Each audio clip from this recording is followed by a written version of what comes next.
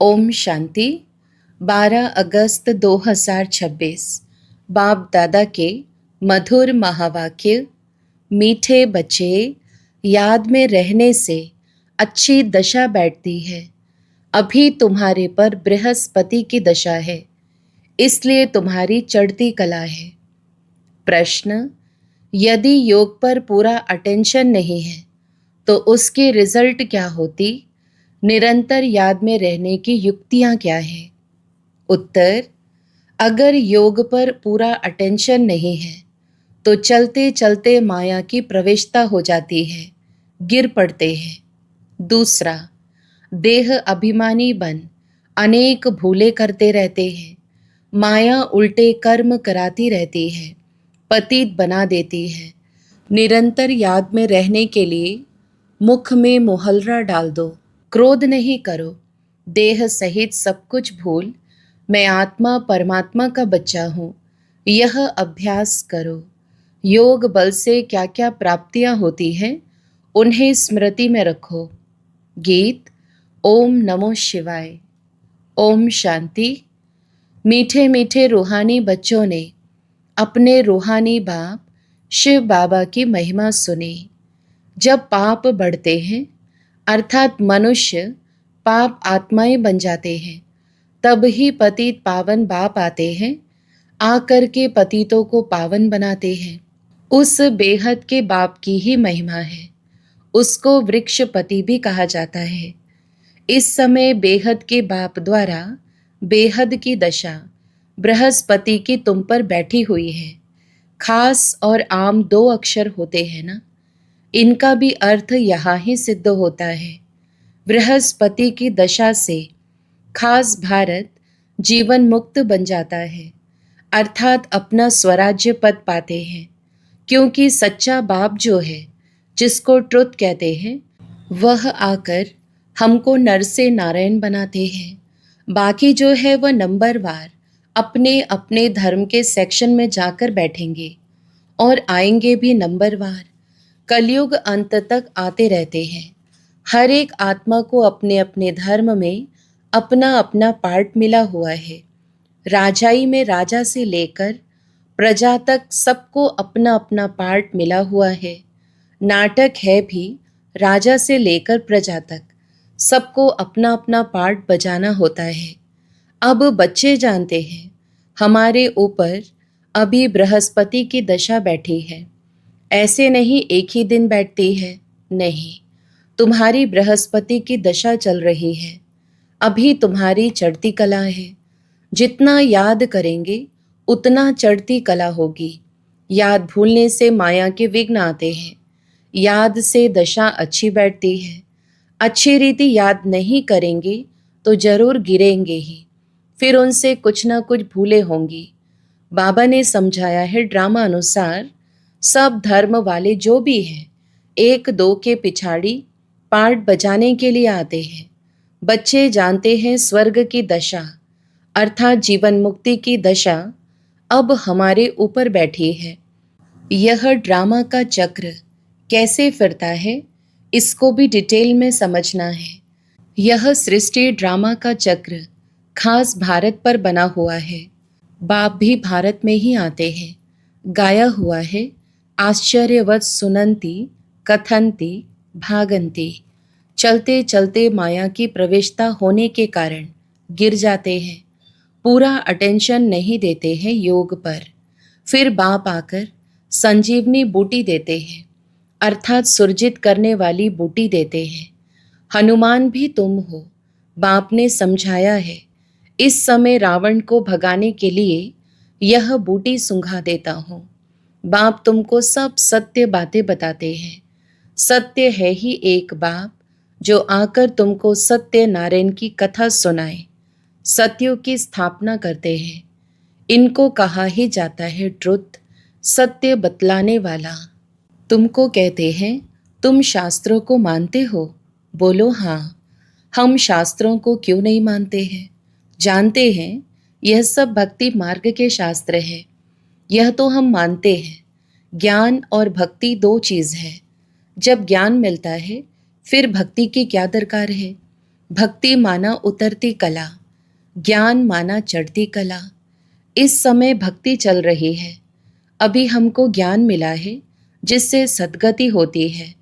भक्तों की रक्षा करने वाला एक ही भगवान है। रक्षा दुश्मन से की जाती है ना। बाप कहते हैं, मैं आकर तुम्हारी रावण से रक्षा करता हूँ। देखते हो ना रावण से कैसे रक्षा होती है। इस रावण पर जीत पानी है। बाप समझाते हैं, मीठे बच्चे, इस रावण ने तुमको तमो प्रधान बनाया है। सतयुग को कहा जाता है सतो प्रधान स्वर्ग। फिर कला कम होती जाती है। अंत में जब बिल्कुल ही देह अभिमान में आ जाते हैं तो पतित बन जाते हैं। नया मकान बनता है। मास के बाद अथवा 6 मास के बाद कुछ ना कुछ कला कम हो जाती है। हर वर्ष मकान को पोछी लगाते हैं। कला तो कम होती जाती है ना। नई से पुरानी, पुरानी से फिर नई, यह शुरू से लेकर हर चीज़ का होता आया है। समझा जाता है यह मकान 100-150 वर्ष तक चलेगा। बाप समझाते हैं सतयुग कहा जाता है नई दुनिया से। फिर त्रेता 25% कम कहेंगे क्योंकि थोड़ा पुराना हो जाता है। वह है चंद्रवंशी। उनकी निशानी देते हैं क्षत्रिय, क्योंकि नई दुनिया के लायक नहीं बने इसलिए कम पोजीशन हो गया। सब चाहते हैं कृष्णपुरी में जाएं। ऐसे थोड़ी कभी कहते रामपुरी में जाएं। सब कृष्णपुरी के लिए कहते हैं, गाते भी है ना, चलो वृंदावन भजो राधे गोविंद। वृंदावन की बात है, अयोध्या के लिए नहीं कहेंगे। श्री कृष्ण के ऊपर सबका बहुत प्यार रहता है। श्री कृष्ण को बहुत प्यार से याद करते हैं। श्री कृष्ण को देखते हैं तो कहते हैं इन जैसा पति मिले, इन जैसा बच्चा मिले, इन जैसा भाई मिले। सेंसिबल बच्चे अथवा बच्चियां जो होते हैं वह श्री कृष्ण की मूर्ति सामने रखते हैं कि इन जैसा बच्चा मिले। श्री कृष्ण के प्यार में बहुत रहते हैं ना। सब चाहते हैं कृष्णपुरी। अभी तो है कंसपुरी, रावण की पुरी। कृष्णपुरी का बहुत महत्व है। श्री कृष्ण को सब याद करते हैं। तब बाप कहते हैं, तुम इतना समय याद करते आए हो, अब कृष्णपुरी में जाने का पुरुषार्थ करो। इनके घराने में तो जाओ। सूर्यवंशी 8 घराने हैं, तो इतना पुरुषार्थ करो जो राजाई में आकर राजकुमार से झूलो। यह समझ की बात है ना। बाप कहते हैं, बच्चे, जितना हो सके मनमनाभव रहो। याद में न रहने से गिर पड़ते हैं। ज्ञान कब गिराता नहीं, याद में नहीं रहते तो गिर पड़ते हैं। इस पर ही अल्लाह अव्वल दीन हातम ताई के नाटक भी बने हुए हैं। याद में रहने के लिए ही मुख में मुहल्ला डाल देते थे। किसको क्रोध आता है तो बोल पड़ते हैं, इसलिए कहते हैं मुख में कुछ डाल दो, बात नहीं करे तो क्रोध आएगा नहीं। बाप कहते हैं कभी भी कोई पर क्रोध नहीं करो, परंतु इन बातों को पूरा ना समझकर शास्त्रों में कुछ ना कुछ डाल दिया है। बाप यथार्थ बैठ समझाते हैं। बाप जब आए तब तो आकर समझाए। जो होकर जाते हैं उन्हों की महिमा गाई जाती है। टैगोर झांसी की रानी होकर गई, उनके फिर नाटक बनाते हैं। अच्छा, शिव भी होकर गए हैं, तब तो शिव जयंती मनाते हैं ना। परंतु शिव कब आया, क्या आकर किया, यह पता नहीं। वह तो सारी सृष्टि का बाप है, जरूर आकर सबको सद्गति दी होगी। इस्लामी, बौद्धि आदि जो भी धर्म स्थापन करके गए हैं उनकी जयंती मनाते हैं। तिथि तारीख सभी की है, इनका किसको पता नहीं। कहते भी हैं क्राइस्ट से इतने वर्ष पहले भारत पैराडाइज था। स्वास्तिका जब बनाते हैं तो उनमें पूरे 4 भाग करते हैं। 4 युग हैं, आयु कम जास्ती हो न सके। जगन्नाथपुरी में चावल का हंडा बनाते हैं, पूरे 4 भाग हो जाते हैं। बाप कहते हैं यह भक्ति मार्ग में अगड़म बगड़म कर दिया है। अब बाप कहते हैं देह सहित यह सब भूल जाओ। मैं आत्मा हूँ, परमपिता परमात्मा का बच्चा हूँ। यह अभ्यास रखो। बाबा स्वर्ग का रचयिता है, तो जरूर हमको स्वर्ग में भेजा होगा, नर्क में तो नहीं भेजेंगे। बाप किसको भी नर्क में नहीं भेजते हैं। पहले पहले सब सुख भोगते हैं, पहले सुख पीछे दुख। बाप तो सबका दुख हरता सुख करता है ना। आत्मा पहले सुख फिर दुख देखती है। विवेक भी कहता है हम पहले सतो प्रधान फिर सतो रजो तमो में आते हैं। मनुष्य भी समझते हैं, विलायत वाले सेंसिबल हैं। वहाँ तो बॉम्ब्स ऐसे बनाते हैं जो फट से खलास हो जाएंगे। जैसे आजकल मुर्दे को बिजली पर फट से खत्म कर देते हैं, ऐसे बॉम्ब्स फेंकने से आग लग जाती है तो मनुष्य भी झट खत्म हो जाएंगे। भनभोर को आग लगनी है, तूफान ऐसे आते जो गांव के गांव खत्म हो जाते हैं। फिर उस समय ऐसा कोई प्रबंध नहीं रहता जो बचाव कर सके। विनाश तो होना ही है, पुरानी दुनिया खत्म होनी है। गीता में भी वर्णन है। बाप ने समझाया यूरोपवासी बॉम्ब्स ऐसे छोड़ेंगे जो पता भी नहीं पड़ेगा।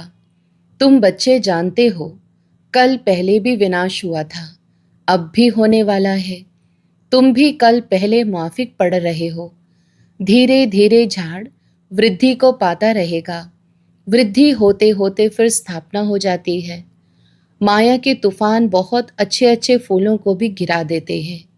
योग में पूरा नहीं रहते हैं तो फिर माया विघ्न डालती है। बाप का बच्चा बन पवित्रता की प्रतिज्ञा कर, फिर अगर विकार में गिरते हैं तो नाम बदनाम कर देंगे। फिर धक्का बहुत जोर से आ जाता है। बाप कहते हैं यह काम की चोट कभी नहीं खाना। बच्चे जानते हैं यहाँ रक्त की नदियाँ बहनी है। सतयुग में दूध की नदियाँ बहती हैं। वह है नई दुनिया, यह है पुरानी दुनिया। कलयुग में देखो क्या है, नई दुनिया के वैभव तो देखो। यहाँ तो कुछ भी है नहीं। बच्चियाँ साक्षात्कार में जाकर देख कर आती हैं। सूक्ष्म वतन में शुभी रस पिया, यह किया, वह सब साक्षात्कार होते हैं। बतलाते हैं हम मूल वतन में जाते हैं, बाबा वैकुंठ में भेज देते हैं। यह सब साक्षात्कार आदि की ड्रामा में नोंद है। इनसे कुछ मिलता नहीं है। बहुत बच्चियां सूक्ष्म वतन में जाती थी, शुभी रस आदि पीती थी, आज है नहीं। अच्छे अच्छे फर्स्ट क्लास बच्चे गुम हो गए। बहुत ध्यान दीदार में जाने वालों ने जाकर शादी की। वंडर लगता है माया कैसी है, तकदीर कैसे उल्टी पलट जाती है। बहुतों ने अच्छे अच्छे पार्ट बजाए, बहुत मदद भी की आई वेल में, तो भी आज है नहीं। तब बाप कहते हैं माया तुम बड़ी ज़बरदस्त हो, माया से तुम्हारी युद्ध चलती है। इसको कहा जाता है योग बल की लड़ाई। योग बल से क्या प्राप्ति होती है यह किसको पता नहीं है। सिर्फ भारत का प्राचीन योग कहते हैं। मीठे मीठे बच्चों को योग के लिए समझाया जाता है। प्राचीन राजयोग गाया हुआ है। जो भी फिलोसोफर आदि हैं, यह स्पिरिचुअल नॉलेज तो कोई में है नहीं। रूहानी बाप ही ज्ञान का सागर है। उनको ही शिवाय नमः गाते हैं, उनकी ही महिमा गाई है। बाप आकर तुमको कितना ज्ञान समझाते हैं। इसको ज्ञान का तीसरा नेत्र कहा जाता है। और कोई की ताकत नहीं जो अपने को त्रिकालदर्शी कह सके। त्रिकालदर्शी सिर्फ ब्राह्मण ही होते हैं, जिन ब्राह्मणों द्वारा यज्ञ रचा है। रुद्र ज्ञान यज्ञ है ना। रुद्र शिव को भी कहते हैं। अनेक नाम रख दिए हैं। हर एक देश में नाम अलग अलग बहुत है। सिवाय एक बाप के और किसी के इतने नाम है नहीं। बबूल नाथ भी इनको कहते हैं। बबूल उनको कहा जाता है जिसमें कांटे होते हैं। बाबा कांटों को फूल बनाने वाला है, इसलिए उनका नाम बबूलनाथ रखा है। बॉम्बे में वहाँ बहुत मेला लगता है। अर्थ कुछ नहीं समझते। बाप बैठ समझाते हैं। उनका राइट नाम है शिव। व्यापारी लोग भी बिंदी को शिव कह देते हैं। एक दो गिनती जब करते हैं, 10 पर आएंगे तो कहेंगे शिव। बाप भी कहते हैं मैं बिंदी हूँ स्टार। बहुत लोग ऐसे डबल तिलक भी देते हैं। माता और पिता, ज्ञान सूर्य ज्ञान चंद्रमा की निशानी है, वह अर्थ नहीं जानते। तो बाबा योग पर समझा रहे थे। योग कितना मशहूर है। अभी तुम बच्चे योग अक्षर छोड़ दो, याद करो। बाबा कहते हैं योग अक्षर से समझेंगे नहीं, याद से समझेंगे। बाप को बहुत याद करना है। उनको साजन भी कहा जाता है। पटरानी बनाते हैं ना। विश्व की राजधानी का वर्षा बाप देते हैं। सतयुग में एक बाप होता है, भक्ति में 2 बाप और ज्ञान मार्ग में अभी तुम्हें 3 बाप है। कितना वंडर है। तुम अर्थ सहित जानते हो। सतयुग में है ही सब सुखी, इसलिए पारलौकिक बाप को जानते ही नहीं। अभी तुम तीनों बाप को जानते हो। कितनी सहज समझने की बातें हैं। अच्छा, मीठे मीठे सिकिलधे बच्चों प्रति माता पिता बाप दादा का याद प्यार और गुड मॉर्निंग। रूहानी बाप की रूहानी बच्चों को नमस्ते। हम रूहानी बच्चों की भी रूहानी माता पिता बाप दादा को याद प्यार, गुड मॉर्निंग और नमस्ते। धारणा के लिए मुख्य सार। पहला, याद में रहने के लिए मुख से कुछ भी बोलो नहीं। मुख में मुहल्ला डाल दो तो क्रोध खत्म हो जाएगा। कोई पर भी क्रोध नहीं करना है। दूसरा, इस दुख धाम को अब आग लगनी है, इसलिए इसे भूल नई दुनिया को याद करना है। बाप से जो पवित्र रहने की प्रतिज्ञा की है, उसमें पक्का रहना है। वरदान, निराकारी स्थिति के अभ्यास द्वारा मैंपन को समाप्त करने वाले निरहंकारी भव। स्पष्टीकरण, वर्तमान समय सबसे महीन और सुंदर धागा यह मैंपन है। यह मैं शब्द ही देह अभिमान से पार ले जाने वाला भी है, तो देह अभिमान में लाने वाला भी है। जब मैंपन उल्टे रूप में आता है, तो बाप का प्यारा बनाने के बजाय कोई ना कोई आत्मा का नाम मान शान का प्यारा बना देता है। इस बंधन से मुक्त बनने के लिए निरंतर निराकारी स्थिति में स्थित होकर साकार में आओ। इस अभ्यास को नेचुरल नेचर बना दो तो निरहंकारी बन जाएंगे। स्लोगन, किसी की बुरी व अच्छी बात सुनकर संकल्प में भी घृणा भाव आना, यह भी परमत है।